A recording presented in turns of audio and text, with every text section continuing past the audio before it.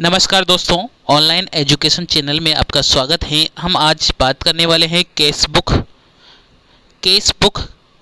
किस प्रकार बनाई जाती हैं, केस बुक क्या होती हैं और केस बुक कितने टाइप की होती हैं। इस वीडियो में हम पूरा डिटेल से एक क्वेश्चन को भी सोल्व करके देखने वाले हैं। तो वीडियो अच्छा लगे तो लाइक और शेयर करना है।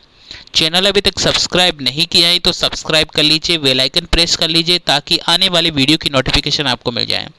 तो बात करते हैं केस बुक के बारे में। तो सबसे पहले केस बुक के बारे में जान लीजिए, केस बुक होती क्या है। केस बुक आपका एक नगद व्यवहार यानी कि नगद जो भी आपने ट्रांजैक्शन किया है उसका एक रिकॉर्ड होता है। और केस बुक बेसिकली 4 प्रकार के होते हैं, 4 टाइप ऑफ केस बुक, जिसमें आप एक सिंगल केस बुक होती हैं, एक डबल केस बुक होती हैं, एक ट्रिपल केस बुक होती हैं और एक पेटी केस बुक होती हैं। अब सिंगल कॉलम केस बुक में केवल केस का कॉलम होता है। डबल कॉलम केस बुक में केस और बैंक का कॉलम होता है, जो कि आज हम देखने वाले हैं बैंक और केस का कॉलम वाली केस बुक। ठीक है, तो बैंक और केस कॉलम वाली केस बुक के बारे में देखने वाले हैं, किस प्रकार से ट्रांजैक्शन होगा। केस बुक जो सिंगल कॉलम केस बुक है वो बेसिक सिंपल केस बुक होती हैं, लेकिन बैंक कॉलम और केस बुक कॉलम, 2 कॉलम यहाँ पर अमाउंट के होते हैं, वो भी डेबिट और क्रेडिट साइड पे दोनों होते हैं। देख लीजिए, मैं कॉलम एक बार आपको क्वेश्चन का सॉल्यूशन बता देता हूँ। ये देखिए केस बुक। अब इस केस बुक में क्या होता है, यहाँ पर आप देखिए, यहाँ पर एक केस बुक यहाँ पर लिखा जाता है। जो भी केस बुक बनाई जाती है तो केस बुक लिखा जाता है। ठीक है, यहाँ पर date, particular, LF, cash column, bank column, फिर ये डेबिट साइड होता है और ये क्रेडिट साइड पे। ठीक है, तो टोटल इसमें जो केस और बैंक वाले कॉलम यानी कि डबल केस बुक वाले कॉलम में टोटल 10 कॉलम होते हैं। 5 डेबिट साइड पे होते हैं, 5 क्रेडिट साइड पे होते हैं। अब किस प्रकार से केस बुक बनाई जाएगी, हम केस और बैंक कॉलम वाले केस बुक को समझने वाले हैं। तो क्वेश्चन के माध्यम से इस केस बुक को समझने वाले हैं। इसमें क्या होता है, जो डेबिट साइड पे होता है यहाँ पर बैलेंस बढ़ता है। जैसे कि केस बुक का और बैंक कॉलम का केस बुक जो बैलेंस होता है, अगर रिसिप्ट हो रहा है यानी कि पैसा प्राप्त हो रहा है, रिसीव हो रहा है, तो उसको डेबिट साइड पे लिखते हैं। और पेमेंट किया जा रहा है या यहाँ से पैसा हम अपनी जेब से पैसा जाता है तो वो क्रेडिट साइड पे लिखा जाता है। डेबिट साइड पे पैसा रिसीव होता है, क्रेडिट साइड पे पैसा पेमेंट होता है। ठीक है, तो यहाँ पर रिकॉर्ड किया जाता है डेबिट साइड पे और क्रेडिट साइड पे। तो किस प्रकार से क्वेश्चन किया जाता है, आइए देख लीजिए। यहाँ पर एक क्वेश्चन है अपने सामने, record the following transaction in a bank column case book for the दिसंबर 2005। 1 दिसंबर की है। Started with case, started business with case यानी कि बिजनेस स्टार्ट किया है केस में। ठीक है, तो केस पैसा आया है तो इसको किधर लिखा जाएगा, डेबिट साइड पे या क्रेडिट साइड पे। तो इसको डेबिट साइड पे लिखा जाएगा। ठीक है, किस साइड पे लिखा जाएगा, डेबिट साइड पे, क्योंकि पैसा रिसीव होता है तो डेबिट साइड पे लिखा जाता है, तो इसको डेबिट साइड पे लिखेंगे।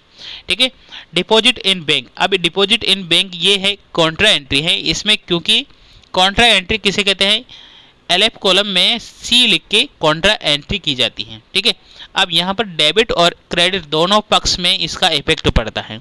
ठीक है, डिपॉजिट इन बैंक यानी कि बैंक एंट्री की जाए तो क्या होगी, bank account debit to cash, bank account debit to cash यानी कि कॉन्ट्रा एंट्री में वो एंट्री शामिल की जाती है जिसमें बैंक और केस दोनों कॉलम को शामिल किया जाता है, यानी कि बैंक भी आता है और केस भी आती है। किस प्रकार से आएगा हमें अभी देखने वाले हैं।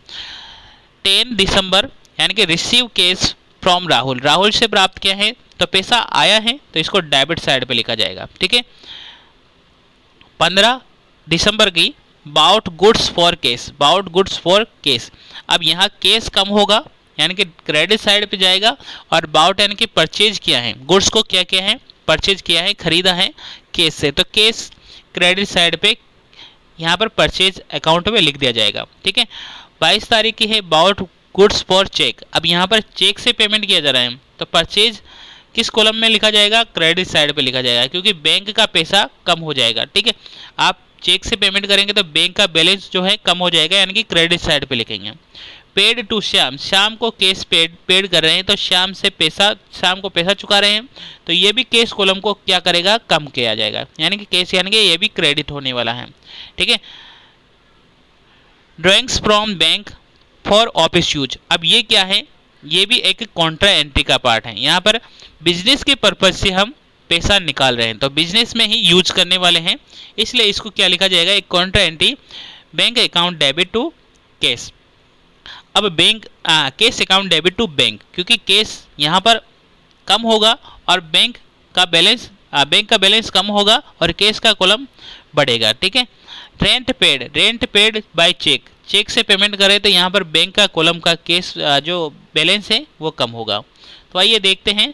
सबसे पहले हमने देखा स्टार्टेड विद कैश, यानी कि स्टार्टेड बिजनेस विद कैश, यानी कि कैश से हमने पैसा, यानी कि कैश से हमने एंट्री की है 80,000 की। 80,000 किधर लिखा जाएगा, तो एंट्री होती है cash account debit to capital, ये एंट्री होती है cash account debit to capital, क्योंकि बिजनेस में जब भी पैसा लगाया जाता है वो कैपिटल होती है, एसेट्स लगाई जाती है वो भी कैपिटल होती है। स्टार्टिंग में जितना भी पैसा लगाया जाएगा वो क्या होगी, कैपिटल होगी।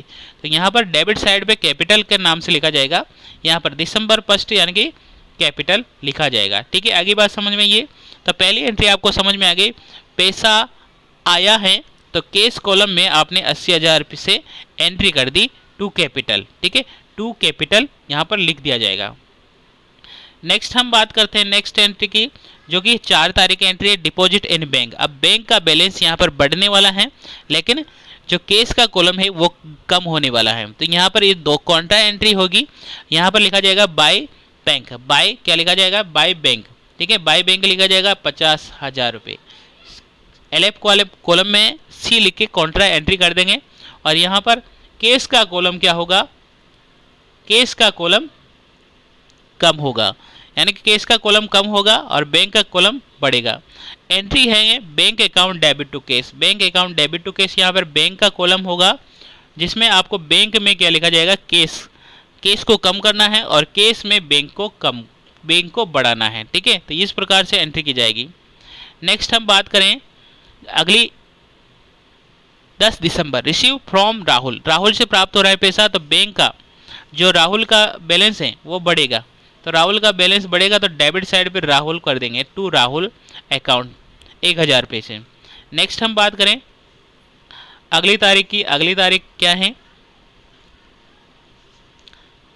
नेक्स्ट है 15 तारीख की, 15 बाउट गुड्स फॉर कैश, यहाँ पर कैश जो बाउट खरीदा है यानी कि कैश का कॉलम कम होने वाला है, तो बाउट यानी कि बाय परचेज अकाउंट में जाएगा क्रेडिट साइड पे, तो यहाँ पर परचेज अकाउंट में चला जाएगा, परचेज अकाउंट पे लिख देंगे 15 तारीख दिसंबर 15 बाय परचेज, और 8,000 रुपये से कैश का कॉलम कम कर देंगे, यानी कैश का बैलेंस जो है वो कम कर देंगे। नेक्स्ट हम बात करें अगली एंट्री 22 तारीख बाउट गुड्स बाय चेक। अब यहाँ पर चेक से पेमेंट कर रहे हैं तो जो बैंक का कॉलम है वो कम हो जाएगा, यानी कि बैंक यानी कि क्रेडिट साइड पे हम यहाँ पर बैंक के जो अकाउंट है उसमें हम एंट्री कर देंगे, तो यहाँ पर आ जाएगा बाय परचेज और 10,000 रुपये से बैंक के कॉलम में क्रेडिट कर देंगे। नेक्स्ट हम बात करें अगली एंट्री की जो है 25 तारीख की, पेड टू श्याम। अब श्याम को पेमेंट कर रहे हैं और वो भी क्या कर रहे हैं, कैश में पेमेंट कर रहे हैं, तो कैश में पेमेंट कर रहे हैं तो क्या होगा, यहाँ पर क्रेडिट साइड पे बाय श्याम लिख देंगे, क्रेडिट साइड पे बाय श्याम लिख देंगे और अमाउंट लिख देंगे 20,000 रुपये। ठीक है, तो यहाँ पर लिख दिया जाएगा 22 श्याम दिसंबर 25 22 श्याम लिख दिया जाएगा, और दिसंबर 25 22 श्याम ठीक है 25 दिसंबर को, और 20,000 रुपये से एंट्री कर देंगे। ठीक है, वो भी कैश से, कैश पेमेंट कर रहे हैं तो कैश कॉलम कम होगा, क्रेडिट कम होगा। ठीक है, नेक्स्ट है 30 तारीख की drawings from bank for office use के लिए कर रहे हैं, तो यहाँ पर एंट्री होगी cash account debit to bank, cash account debit to bank. ठीक है, तो कैश किधर आएगा, कैश आएगा आपका क्रेडिट साइड पे और बैंक किधर आएगा, डेबिट साइड पे। और एंट्री में क्या होगा, देखो ये है एंट्री होगी कॉन्ट्रा एंट्री होगी, दोनों तरफ कॉन्ट्रा एंट्री कर देंगे, और यहाँ पर जो कैश का कॉलम है यानी कि बैंक का कॉलम है वो कम होगा, यानी कि कम, जब भी अमाउंट कम होगा बैंक का कॉलम उसको क्रेडिट करेंगे, और बढ़ेगा केस का कॉलम, क्योंकि पैसा रिसीव हो रहा है तो केस बढ़ने वाला है, तो cash account debit to bank. Next हम बात करें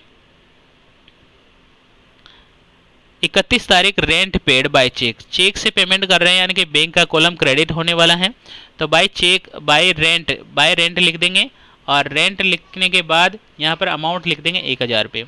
अब उसके बाद में क्या करने वाले हैं, तो यहाँ पर दोनों का कॉलम, जो भी दोनों कॉलम हैं उनका जो टोटल है वो कर देना है।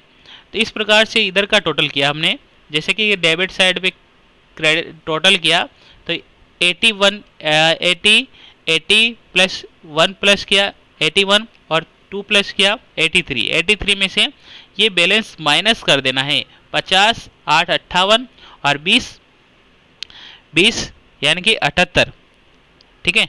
तो यहाँ पर 78 आ जाएगा, तो यहाँ पर 5000 रुपये बैलेंस CD लिखा दिया जाएगा, ठीक है। वैसे ही बैंक का कॉलम का टोटल करेंगे 50,000, तो 50,000 इधर से 13,000 माइनस करेंगे 50,000 में, तो 37,000 बैलेंस CD के अमाउंट में लिख दिया जाएगा। इस प्रकार से केस बुक बनाई जाती है।